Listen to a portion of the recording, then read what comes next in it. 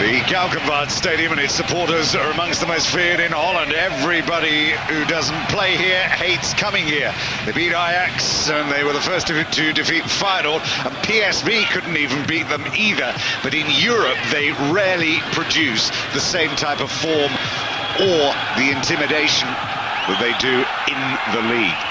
Up against them, Dnepr of the Ukraine. Two sides relatively inexperienced, certainly in the terms that we've been speaking about with the other sides that are in this competition tonight. For Utrecht, it's the 8th time they've been in the UEFA Cup. They began their European adventures too back in 1959, losing to the great Sporting Lisbon side prior to the 60s.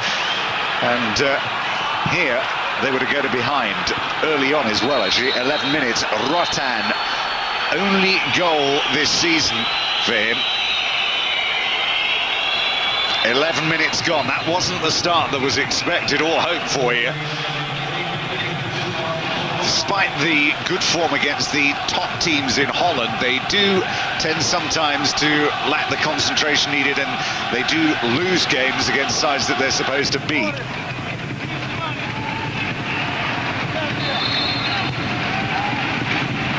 Dave Vandenberg has always been a provider of quality passes. And, he was severely missed, actually, in this game tonight. Stefan Tanguy, one of the major providers. Hans van der Haar, you can see in there, the number 9, the big number 9. They really do at times lack the type of player like the one they had a couple of years ago, a guy by the name of Dirk Kuyt, who took his striking talents elsewhere to Feyenoord. You'll see them on display later on today. Pretty dour game this for at least the first hour. It all kicked off toward the end, and especially in injury time, as we'll see. As we said, Dnepr of the Ukraine, formerly, of course, played under the Soviet Union. They met PSV and won in the UEFA Cup back in 85, 86, 3-2 on aggregate. European Cup quarter-finalists. Now, this was the greatest chance they'd had, Utrecht, of levelling the scores inside the first period. It's not the quickest Van der Haar. Stefan Tanguy, who tends to take a position like that, does tend to have a better record of finishing than he showed there, should really have scored. And Di Tommaso's a new signing for this year.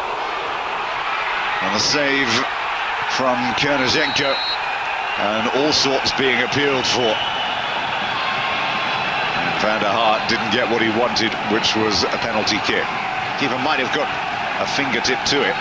Van der Haar, his foot was high when he went in there.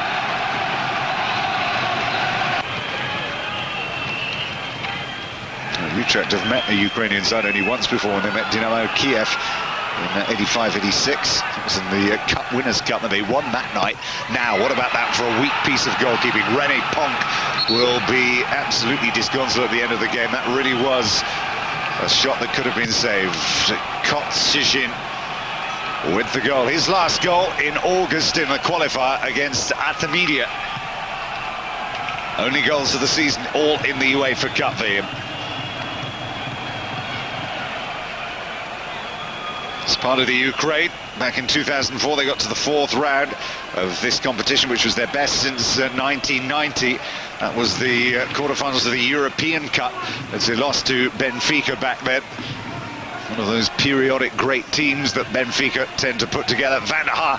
Douglas was on in the second period and got a goal back with 2 minutes to go.